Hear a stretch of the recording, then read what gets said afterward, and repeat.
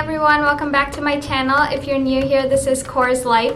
So today I'm going to be doing a very special video. I found this photo of my grandmother. It's a photo from the early 1950s. It's from the time when she was in her 20s. So she's dressed up super nice in this photo. I just wanted to recreate it. My grandmother did pass away a few years back, so this is in remembrance of her. I hope you all enjoy this video, and don't forget to like, comment, and subscribe. Hi everyone, let's get started with this makeup look. So to start, I'm going to be using the Cera Ve Moisturizing Cream.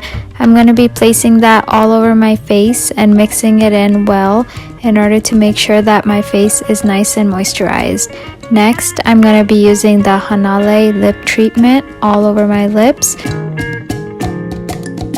Next, I'm going to be using the Olay 7-in-1 CC cream. I really love this cream because it is very multifunctional. It works as a foundation, a toner, and also a moisturizer. Since today we're going for a 1950s makeup look, I want to have a light cream to represent that. So I placed it all over my face and mixed it in well. After that, I'm going to be placing some of the Maybelline Instant Age Rewind Eraser. This works great at concealing any under eye circles and any blemishes around the face. I'm just using a concealer brush and a beauty blender to blend in all of the concealer. Next, I'm going to move on to the eyes, and since we're going for a very neutral look, I'm going to be using this NYX Trio in collaboration with Ipsy. We're going to start off by using the brown shade and put it all over the eyelid and blend it in well.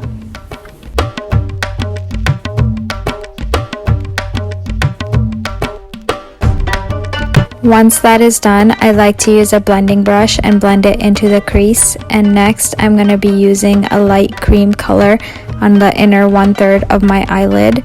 I like to do this to brighten the eyes a little bit. Next, I'm going to be using the Natural Eyes palette by Nordstrom and using the shade Nude to place on the inner corner of my eye and my brow bone. This will just increase that brightening effect. To line my eyes, I'm going to use the Insanely Intense Tattooed Waterproof Eyeliner by Skone. In order to represent the 1950s era, we're going for a more dramatic eye look. This will include a more dramatic winged eye.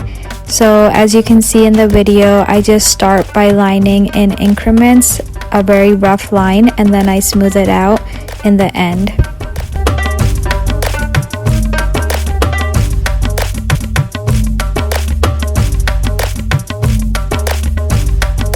Next, I'm going to use the Urban Decay 24/7 Glide On Eye Pencil to tight line my lower waterline. I'm just doing this to blend in the upper dramatic winged eye. To finish off the eye look, I'm going to be using the Lights Camera Lashes by Tarte Cosmetics in order to add mascara to my eyelashes.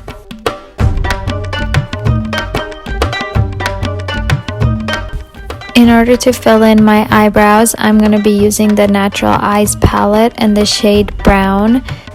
I like to use an angled brush in order to fill in any missing spaces.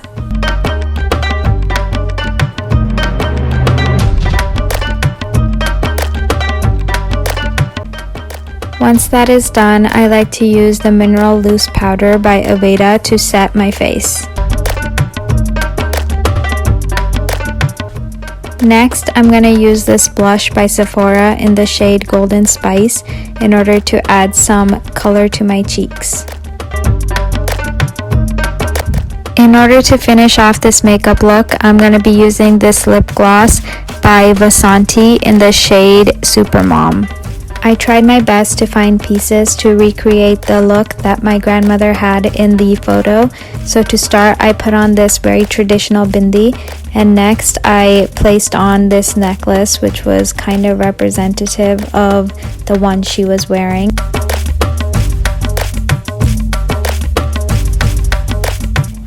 After that, I put on the earrings I could find to closely represent the one in the photo.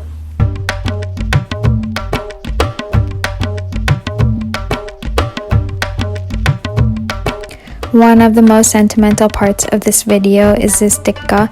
This tikka is actually the same one that my grandmother wore in her photo.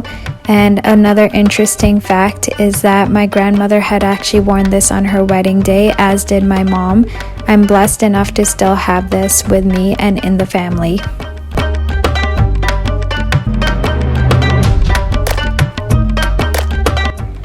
With that, this look comes to an end. I hope you all enjoyed it, and to my grandmother who's looking down on us, we really miss you and love you a lot.